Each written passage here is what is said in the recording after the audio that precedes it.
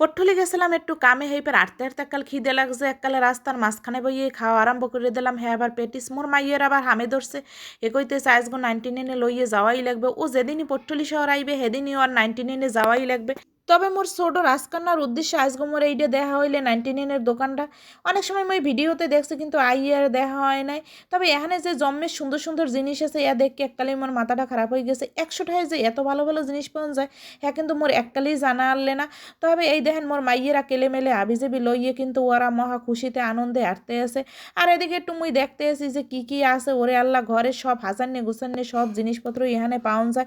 Cosmetic item থেকে শুরু করে খেলনা মেলনা যাবতীয় যা কিছু আছে সবই এই দোকানটার মধ্যে আছে। আজকে মুই এখানে আইলাম একটু ঘুরিয়ে ফিরিয়ে দেখতে যে কি কি এই দোকানটার মধ্যে আছে। পরবর্তী আরেকদিন আমি আবার কেনাকাটা করতে এই ভিডিওটা আপনাগুলোকে অবশ্যই মুই শেয়ার করবো। তবে এখানে দেখেন এককালে থাল ভাণ্ড বাড়ির কিন্তু কোনো অভাব নাই, এককালে ভালো ভালো জিনিসই এখানে পাওয়া যায়। তবে মধ্যবিত্তদের জন্য কিন্তু অল্প দামের ভিতরে ঘরের সব ধরনের আইটেমই কিন্তু এখানে পাওয়া যায়।